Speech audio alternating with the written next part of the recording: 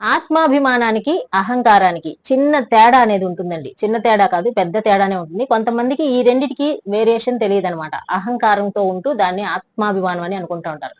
ఆత్మాభిమానం అంటే ఎట్టి పరిస్థితిలోనూ చిన్న చిన్న ప్రలోభాలకు కానీ, పెద్ద పెద్ద విషయాలకు కానీ, తమ యొక్క ఒరిజినాలిటీ, రియాలిటీ ఏదైతే ఉందో దాన్ని వదులుకోకుండా వాళ్ళ యొక్క పరిధిలో ఉన్న వాళ్ళ క్యారెక్టర్ ని కాపాడుకుంటా ముందుకెళ్ళటం. అంటే వాళ్ళ చుట్టూ ఒక సర్కిల్ ని తీసుకొని ఆ సర్కిల్లోకి ఎవరిని చేరకుండా కాపాడుకోవటం. అలాగే ఎంత గొప్ప విషయం వచ్చి మనల్ని ప్రలోభ పెట్టినా సరే ఏ మాత్రం టెంప్టేషన్ అవ్వకుండా ఉండటం. దీన్ని ఆత్మాభిమానం అంటారు. ఇప్పుడు అహంకారం అంటే ఏంటంటే నేను మాత్రమే గొప్ప, నేను మాత్రమే చేయగలను, నన్ను మించింది ఏది కూడా లేదు, అసలు ప్రతి మనిషి కూడా నా తర్వాతే అని ఊహించడం ఇక్కడ అహంకారం అవుతుందన్నమాట. అహంకారం ఎప్పుడైతే తలెత్తి చూస్తుందో ప్రతి మనిషిలో కూడా పతనం అనేది కూడా స్టార్ట్ అవుతుంది. అహంకారానికి పరాకాష్ట పతనం అనమాట.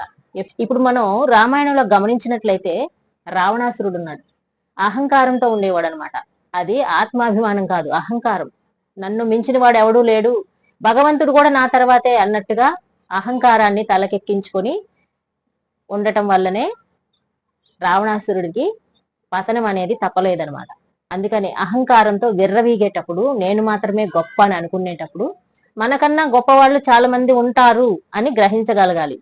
మనల్ని మనం అణకువగా ఉంచుకున్నప్పుడే మనం చేజిక్కించుకున్న విజయం ఏదైతే ఉందో అది మనతో చివరి వరకు ఉంటుంది.